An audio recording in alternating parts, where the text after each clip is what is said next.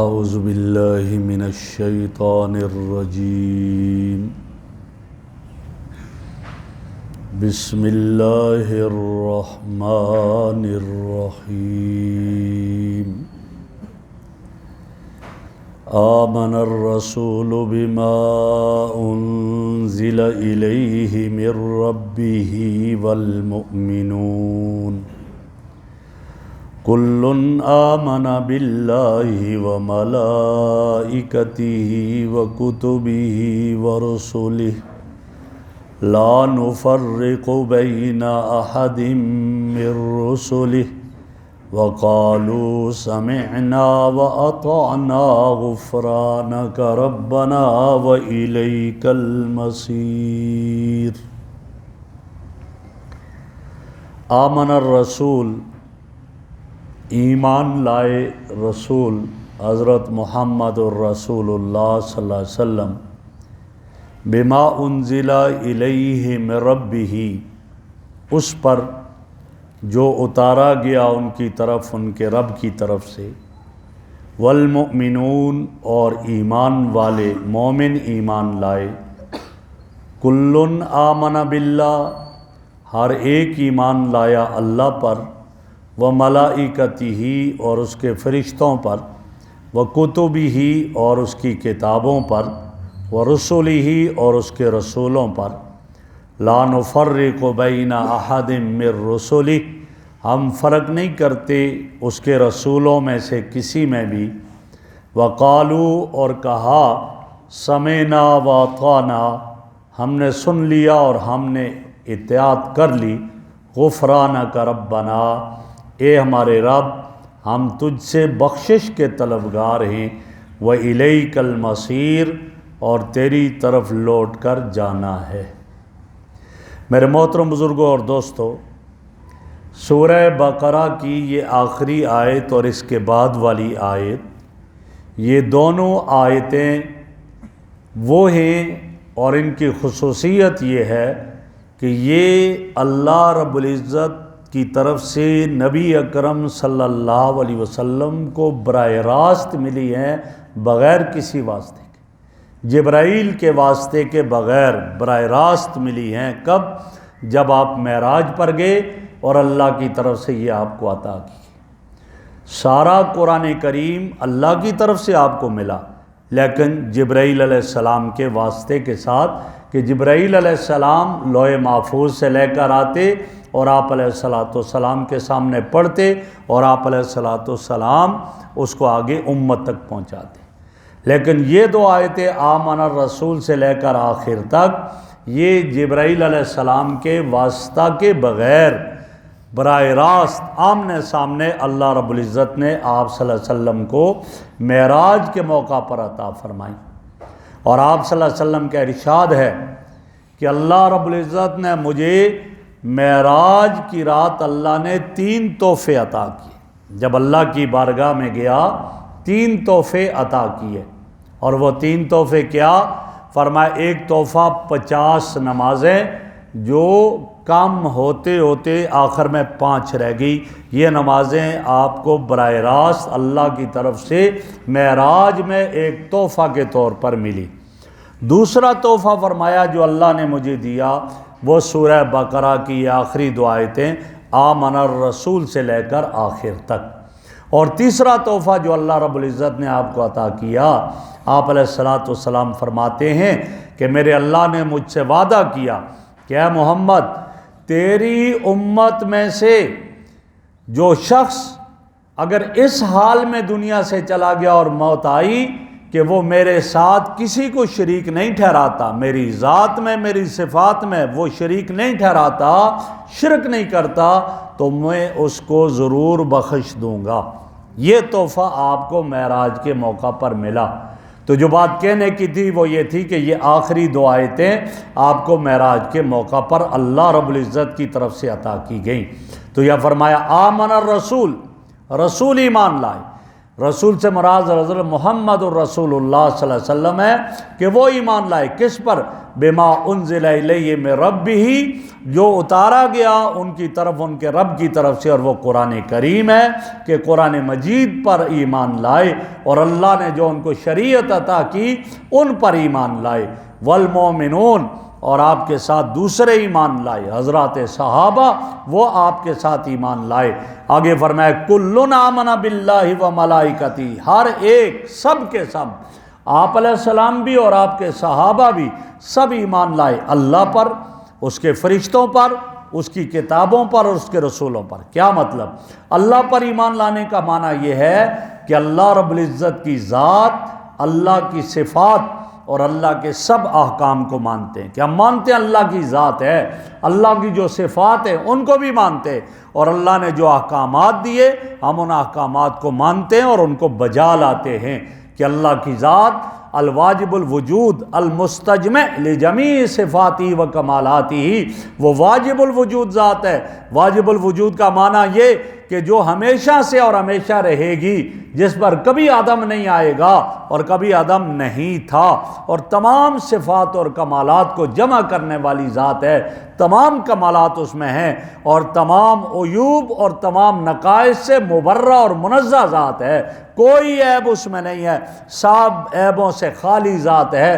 ایسی ذات نہ کوئی اولاد اس کی، نہ وہ کسی کا باپ ہے، لم یلد ولم یولد وَلَمْ يَكُنْ لَهُ كُفُوًا أَحَدٌ، کوئی اس کے ساتھ اس کا شریک نہیں۔ یہ اللہ پر ایمان لانا۔ وَمَلَائِكَتِهِ، اس کے فرشتوں پر ایمان لانا۔ ملائکہ پر کیا ایمان؟ کہ اللہ کی مخلوق ہے، اللہ کے یہ فرشتے اللہ کی مخلوق ہیں۔ اور کیسے؟ فرمایا خُلِقَتِ الْمَلَائِكَةُ مِن نُورٍ، ملائکہ کو نور سے پیدا کیا۔ اللہ نے انسان کو پیدا کیا، مٹی سے پیدا کیا، اور اللہ نے جنات کو پیدا کیا، آگ سے پیدا کیا، اور اللہ نے فرشتوں کو نور سے پیدا کیا۔ جو مخلوق ہے نور بھی اللہ کا اور اللہ کی مخلوق ہے، اس سے گویا کہ پیدا کیا۔ اور وہ کیسے فرشتے ہیں؟ فرمایا ان میں نافرمانی، معصیت کا ذرا بھی عنصر نہیں ہے، اللہ کا حکم بجا آوری کرنے والے، وہ کھانے پینے سے پاک مبرہ، وہ شادی بیاہ سے پاک مبرہ، توالد تناسل سے پاک اور مبرہ ہیں۔ یسبحون بحمدہ، وہ کیسے ہیں؟ اللہ کی ہر وقت تعریف کرتے ہیں، اور ان کے بھی درجات ہیں، ملائے اعلیٰ کے فرشتے، ملائے سافل کے فرشتے، آسمانوں کے، زمین کے، اللہ کے عرش کے ارد گرد گھومنے والے فرشتے، اور آسمان کے فرشتے، یہ مختلف اقسام ہیں۔ باقی ان کی تعداد کیا ہے؟ ان کی تعداد کوئی نہیں جانتا۔ فرمایا وما یعلم جنود ربک الا ہو، تیرے رب کا یہ جنود لشکر، اس کو کوئی نہیں ان کی تعداد جانتا، کتنے ہیں اللہ ہی کے علم میں ہے، فضا میں الگ ہیں، جگہ جگہ الگ ہیں، یہ ان کی کیفیت ہے۔ اور فرمایا کہ یہ کیسے؟ لا یعصون اللہ ما امرہم ویفعلون ما یؤمرون، اللہ نے جو حکم دیا پورا کرتے ہیں، اللہ کے حکم کی نافرمانی کبھی بھی نہیں کرتے، یہ وہ مخلوق ہے۔ اور آگے فرمایا کہ وَكُتُبِهِ، کتابوں پر ایمان، اللہ کی کتابوں پر۔ اللہ نے جو کتابیں اتاری، بڑی بڑی 4 کتابیں، تورات، زبور، انجیل اور قرآن کریم، سب سے آخر میں قرآن کریم ہے۔ جب قرآن مجید آ گیا، پہلی تمام شریعتیں اور کتابیں منسوخ ہو گئی، اب قرآن کی اتباع کی جائے گی، اور قرآن کو مانا جائے گا یہ منزل من اللہ، اللہ کی طرف سے اتارا گیا ہے، اللہ کا کلام ہے، اور متکلم سے کلام نکلتا ہے، گویا یہ اللہ سے نکلا ہے۔ جب اللہ سے نکلا ہے تو کلام الملوک ملوک الکلام، بڑوں کا بادشاہ کلاموں کا بادشاہ ہوتا ہے۔ اللہ شہنشاہ ذات ہے، اس کا کلام بھی سارے کلاموں کا بادشاہ ہے، لہذا اس کا اس پر ایمان ہو۔ اور باقی اللہ نے صحیفے اتارے، 300 سے زائد صحیفے تذکرہ کیا گیا، 340 بھی بعضوں نے کہا، بعضوں نے اور کہا، بہرحال جو صحیفے اتارے یہ ہیں۔ اور ہر نبی کو کتاب دینا ضروری نہیں، وہ نبی پہلے والوں کی گویا کتاب کو ہی چلتا رہا اور چلاتا رہا۔ جیسے حضرت موسیٰ علیہ السلام کو تورات دی، بعد میں جتنے نبی آئے وہ تورات کے مطابق زندگی بسر کرنے لگے اور تورات کے احکامات کو جاری رکھنے لگے، لیکن آخر میں قرآن کریم آیا تو قرآن ہی نے سب کو منسوخ کر دیا۔ اب چلے گی بات تو قرآن کریم کی چلے گی۔ آگے فرمایا وہ رسول ہی، اس کے رسولوں پر ایمان۔ رسولوں پر کیا ایمان؟ کہ اللہ کے بھیجے ہوئے پیغمبر ہیں اور معصوم ہیں. نبی اور رسول وہ نبوت سے پہلے بھی گناہ نہیں کرتا اور نبوت کے بعد بھی گناہ نہیں کرتا. گناہوں سے پاک، مبرہ اور منزہ ہوا کرتا ہے، معصوم ہوا کرتا ہے. اور اللہ کے یہ رسول آئے اور یہ اللہ کے نبی آئے جو اللہ رب العزت نے بھیجے اور امت کی رہبری کے لیے بھیجے. سب سے پہلا نبی حضرت آدم علیہ السلام ہے اور سب سے آخر میں امام الانبیاء حضرت محمد الرسول اللہ صلی اللہ علیہ وسلم آئے. اور کل کتنے انبیاء ہیں؟ قرآن کریم میں تو فرشتوں کا تذکرہ صرف 6 فرشتوں کا تذکرہ ہے اور قرآن کریم میں پیغمبروں میں 25 پیغمبروں کے نام آئے ہیں. اس کے زیادہ نام نہیں آئے، لیکن حدیث میں 1,24,000 انبیاء کا تذکرہ آیا ہے. تو گویا ہمارا یہ ایمان کہ اللہ نے جتنے رسول بھیجے، جتنے نبی آئے، سارے برحق اللہ کے نبی اور اللہ کے رسول، ہمارا ان پر ایمان ہے.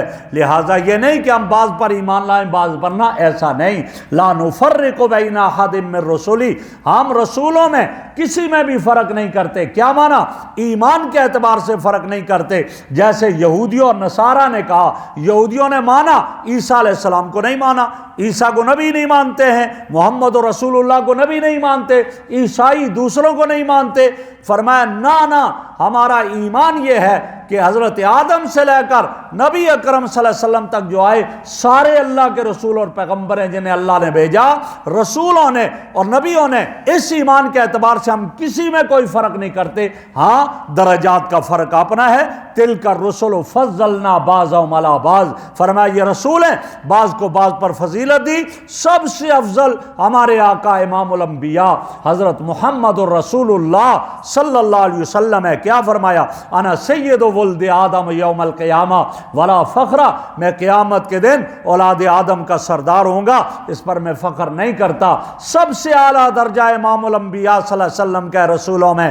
اس کے بعد دوسرے نمبر پر حضرت ابراہیم علیہ السلام کا درجہ ہے اور اس کے بعد حضرت موسیٰ علیہ السلام کا درجہ ہے. تو فرمایا کہ ہم ان میں اس اعتبار سے ایمان کے اعتبار سے فرق نہیں کرتے کہ بعض پر ایمان لائیں بعض پر نہ لائیں. نہ، سب پر ایمان لانا فرض ہے. کسی ایک نبی پر ایمان نہ لانا، اس کی نبوت پر آدمی کافر ہو جائے اور کفر کو مستلزم ہو جائے گا. لہٰذا سب پر ایمان ہے، لیکن درجات کے اعتبار سے سب سے اعلیٰ اور افضل درجہ ہمارے آقا امام الانبیاء حضرت محمد الرسول اللہ صلی اللہ علیہ وسلم کا ہے. وقالوا سمعنا واطعنا، اور کہا انہوں نے ہم نے سن لیا، ہم نے اطاعت کر دی. غفرانک ربنا والیک المصیر، اے اللہ ہم تجھ سے مغفرت چاہتے ہیں، بخشش کے طلبگار ہیں اور تیری طرف لوٹ کر جانا ہے.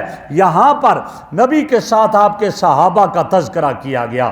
تو آپ کے ساتھ صحابہ کا تذکرہ حضرات مفسرین فرماتے ہیں یہ آیت حقیقت میں اللہ رب العزت نے صحابہ کی تعریف کے لیے اتاری اور حضرات صحابہ کرام کی تعریف اس آیت میں کی. کیسے؟ کہ حضرات صحابہ نے دلی محبت کے ساتھ اللہ کے احکام کو قبول کیا اور کسی قسم کے لیت و لال سے کام نہیں لیا، کوئی عذر پیش نہیں کیا، کوئی معذوری پیش نہیں کی، بلکہ اللہ کے سامنے عاجزی کا اظہار کیا اور کیا کہا؟ سمعنا واطعنا، ہم نے سن لی اور ہم نے اطاعت کر لی. کل کے درس میں نے عرض کیا تھا کہ جب نبی اکرم صلی اللہ علیہ وسلم سے یہ کہا گیا کہ یا رسول اللہ ہمارے دلوں میں بھی خیالات آتے ہیں اور کبھی ایسے خیال آتے ہیں کہ ہم اس کو بیان نہیں کر سکتے، کیا کریں؟ تو آپ نے کیا فرمایا تھا کہ تم موسیٰ کی امت کی طرح نہ بننا جنہوں نے کہا سمعنا، ہم نے سن تو لیا لیکن ہم اس کو مانتے نہیں ہیں. انہوں نے یہ کہا تھا کہ ہم نے سنا تو ہے لیکن ہم انہیں مانتے نہیں. فرمایا نہیں، تم ان کی طرح نہ بننا اور ایسا نہ کہنا، بلکہ یہ کہنا سمعنا واطعنا، ہم نے سن لیا اور ہم نے اطاعت کر لی ہمارے رب.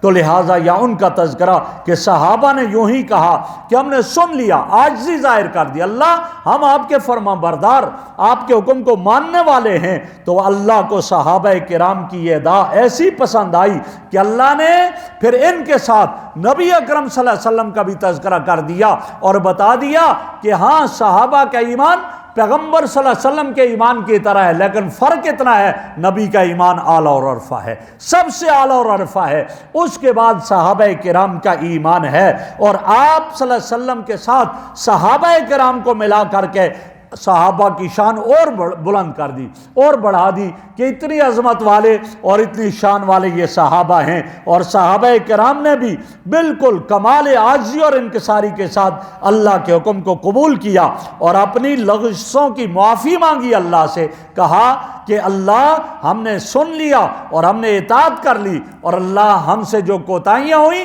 ہم آپ سے ان کی معافی مانگتے ہیں۔ یہ ادا اللہ کو حضرات صحابہ کی پسند آئی اور اللہ نے ان کو عظمت دی اور نبی اکرم صلی اللہ علیہ وسلم کے ساتھ ان کا ذکر کیا۔ آگے فرمائے وَإِلَيْكَ الْمَصِيرُ، اور آپ کی طرف لوٹ کر جانا ہے۔ مفسرین اکرام فرماتے ہیں جہاں ایک اللہ پر ایمان، دوسری چیز کس پر آ گئی؟ فرمایا کہ کتابوں ملائکہ پر ایمان، تیسرا کتابوں پر ایمان، چوتھا رسولوں پر ایمان، اور پانچواں جو ہے فرما دیا کہ یہاں پر وہ کیا ہے؟ وہ آخرت کے دن پر ایمان۔ الیک المصیر کا معنی ہے آپ کی طرف لوٹ کر جانا۔ کیا معنی؟ کہ ہمارا ایمان ہے قیامت برپا ہوگی، اور جب قیامت برپا ہوگی تو پھر ہم آپ کی بارگاہ میں آئیں گے، اٹھائے جائیں گے قبروں سے، جب قبروں سے اٹھ کر آئیں گے پھر ہم حساب و کتاب دیں گے۔ تو ہمارا ایمان اس بات پر ہے کہ اللہ ہم نے آپ کے سامنے آنا ہے، ورنہ کافر تو کیا کہتے تھے؟ اذا مزقتم کل ممزق، جب تم زمین میں مل جاؤ گے، ریزہ ریزہ ہو جاؤ گے، ہڈیاں تمہاری بوسیدہ ہو جائیں گی، وہ ذرات بن جائیں گے، گوشت پگھل جائے گا، پھر کہاں تم نے اٹھ کر آنا ہے، کہاں کیا کچھ کرنا ہے؟ انہوں کہا نہیں، وَإِلَيْكَ الْمَصِيرُ، میرے اللہ تو اس بات پر قادر ہے کہ تو دوبارہ زندہ کر سکتا ہے، تیرے اپنے سامنے پیش کر سکتا ہے، اور ہمارا بھی یہ ایمان ہے کہ ہم آپ کے سامنے آئیں گے، جب آئیں گے تو ہم اس وقت اس سے ابھی سے آپ سے معافی کے طلبگار ہیں، ہمارے گناہوں کو معاف کر دینا۔ تو گویا یہ پتہ چلا کہ آدمی کا ایمان ان چیزوں پر ہونا چاہیے، اور یہ ایمان ضروری اور لازم ہے۔ اللہ رب العزت سے دعا ہے اللہ ہمیں عمل کی توفیق عطا فرمائے۔